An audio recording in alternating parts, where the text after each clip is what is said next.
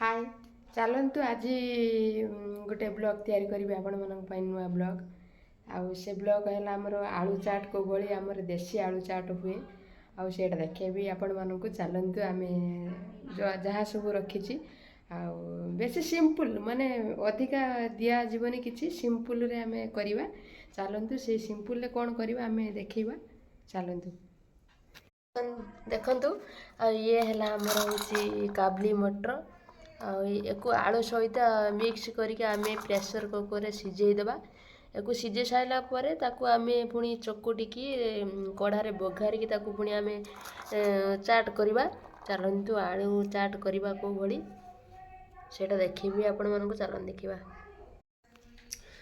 देखु ये है आमर छोट छोट आलू रही चाट करदेवी सिझेकी ये प्रेसर कुकर रही ये पानी रही ये लुण हलदी रही बर्तमान आम प्रेसर कुकर देकी सिझेदेवा चलतु आम कार्यक्रम स्टार्ट करवा कौ भाई हो देखु प्रथम आम या देदेबा प्रेसर कुकर भितर तापर आम आलू देदेबा तापर कौन करवा देखु आम प्रेसर कुकर बसई देले आउ से सीटी आसीज बर्तमान दुईटा सीटी आसीगले आम सीझीजे बोली आम जापर तापर प्रेसर कुकर ओल्लैदेवा तापर आम हो सारापर प्रेसर कुकर आम देखू चलतु बर्तमान आम सेव भजा करवा आम जो चाट पकाते सेव भजा से टाइप्स देखेबी आपण मानक चलतु आगे जा बर्तमान आमर सीटी आसी प्रेसर कुकर देखु देखु मुझे सीटी बजेकी देखुची आपण मानक देखु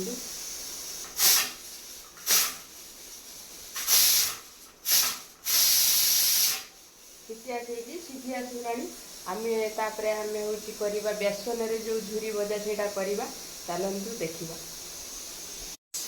आज मन हो खावाई माने निश्चय घर किसी खावा को पड़ो ताकि मुझे भाविली जे आलू मटर सिझेक चाट करके खावाई आउ बाजार को न जाई घरे आम चलते आम बनइबा जहाँ जी बनइबा से आम टेस्ट आसवा चलन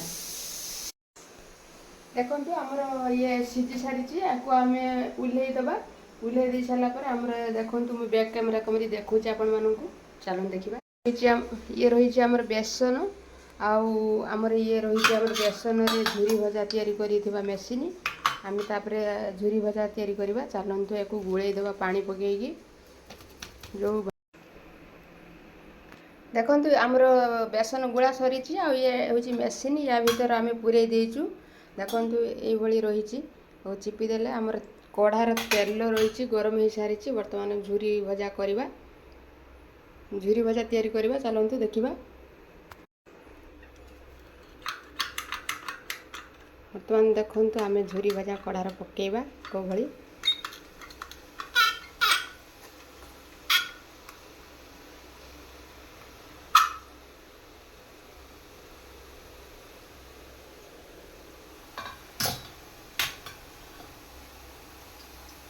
बर बर हूँ देखु झुरी भजा आमर बर बर जो हो सारापर कमीगला आम नौटे देवा आउ थे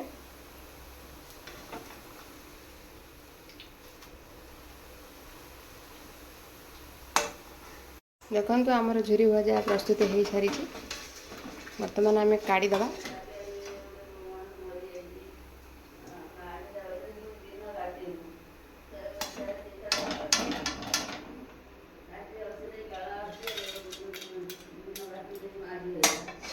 यही सबू आम झुरी भजा करनेबा देखु आम कढ़ारू काढ़ीदेवा बर्तमान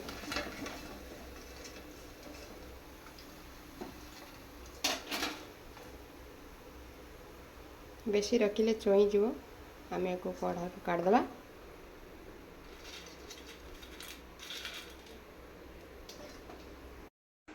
देखु आमर ये रुटी मटर आलू आमर सिझी जाइए छड़ेदेवा बर्तमान आम कढ़ारे बघारीदेवा चलतु आग को देखा कौन हो चलतु बर्तमान आम गोटे जगह को ये करदे उजाड़ीदेवा ये जो आलू रही आम छड़ेदेवा ये चुपा सब चुपा छड़े सारापर या चकुटी देवा ଦେଖନ୍ତୁ ୟାକୁ ବର୍ତ୍ତମାନ ଆମେ ଆଳୁ ଛଡ଼ାଇ ଦେଲେ ୟାକୁ ବର୍ତ୍ତମାନ ଚକଟି ଦେବା। ଦେଖନ୍ତୁ ଗୋଟେ ଗ୍ଲାସ୍ ରଖିଛି ମୁଁ, ଏ ଗରମ ଅଛି ଚକୁଟି ହେବନି, ଆଉ ମୁଁ ଗ୍ଲାସ୍ରେ ୟାକୁ ମାଣ୍ଡି ଦେଇକି ଚକୁଟି ଦେଉଛି।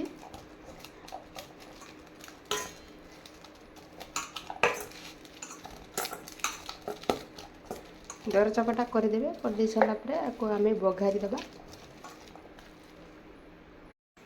ଦେଖନ୍ତୁ ବର୍ତ୍ତମାନ ଆଳୁ ଚକଟି ସାରିଛି, ଆଉ ପିଆଜ ଲଙ୍କା ରହିଛି। ବର୍ତ୍ତମାନ ଆମେ କଢ଼ାରେ ବଘାରିବା। ଚାଲନ୍ତୁ ବର୍ତ୍ତମାନ ତେଲ ହେଇସାରିଛି, ଆମେ ଜିରା ପ୍ରଥମେ ପକାଇଦେବା।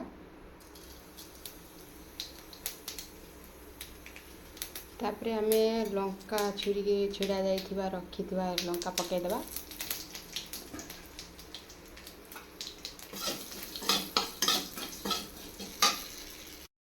ତାପରେ ଆମେ ପିଆଜ ପକାଇଦେବା।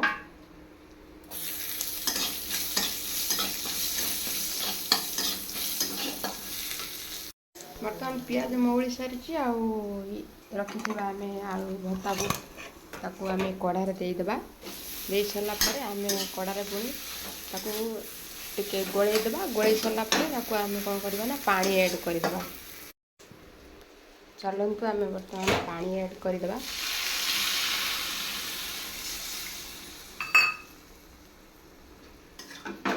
ବର୍ତ୍ତମାନ ଆମେ ୟାକୁ ଟିକେ ଏପଟ ସେପଟ କରିକି ମେଲ୍ଟ କରିଦେବା।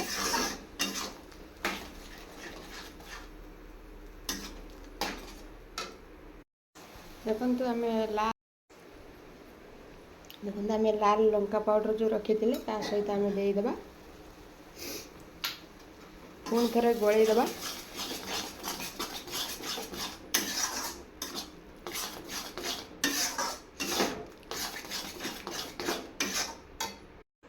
ଦେଖନ୍ତୁ ଆମେ ଯେଉଁ ହେଇସାରିଛି ୟାକୁ ଆମେ କ'ଣ ଅଲଗା ଜାଗାକୁ କାଢ଼ିଦେବା। ଏହି ପ୍ରକାର ସବୁ ମିଶାଇକି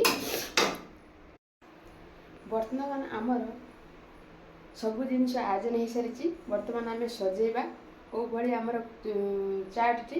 ଆଉ ଚାଲନ୍ତୁ ଦେଖିବା, ସେଇଟା ଇଣ୍ଟରେଷ୍ଟିଂ ଅଛି। ଆପଣମାନେ ଜମା ବି ସ୍କିପ୍ କରିବେନି, ଭିଡ଼ିଓ ଲାଷ୍ଟ ଯାଏ ନିଶ୍ଚୟ ଦେଖିବେ। ଚାଲନ୍ତୁ ଦେଖିବା। ଭଲ ଲାଗୁଥିଲେ ଗୋଟେ ସବସ୍କ୍ରାଇବ୍ କରିବେ, ଜମା ବି ସ୍କିପ୍ କରିବେନି।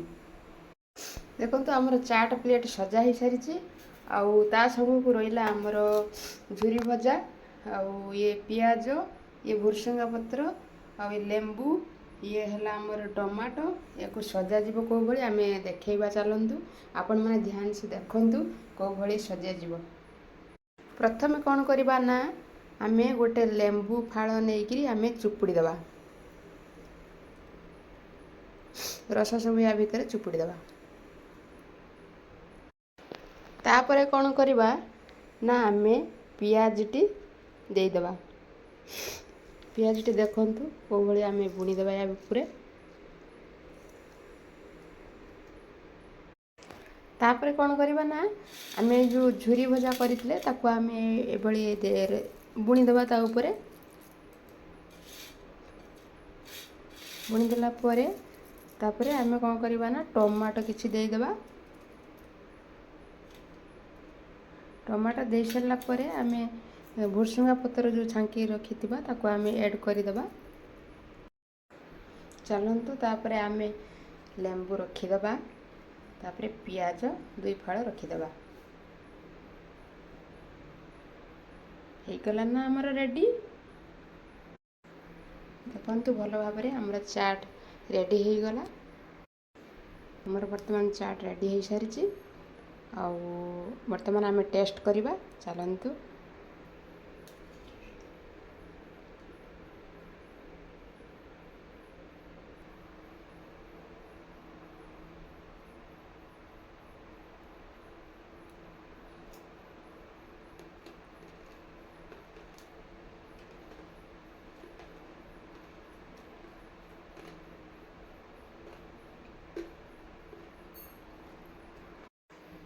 ଏମିତି ବି ଆମର ଘରେ ଯାହା କିଛି ବି ଥିଲା ସେଇଥିରେ ମୁଁ ଚାଟ୍ ବନେଇଦେଲି ସନ୍ଧ୍ୟାବେଳେ, ଆଉ ବହୁତ ଭଲ ଭାବରେ ମୋତେ ଭଲ ବି ଲାଗୁଛି।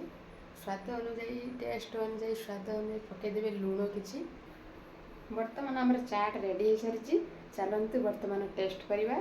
ଆପଣମାନେ ଭଲ ଲାଗୁଥିଲେ ଭିଡ଼ିଓଟି ଲାଷ୍ଟରେ ଗୋଟେ ସବସ୍କ୍ରାଇବ୍ କରିବେ, କମେଣ୍ଟ କରିବେ, ଲାଇକ୍ କରିବେ, ସେୟାର ମଧ୍ୟ କରିବେ।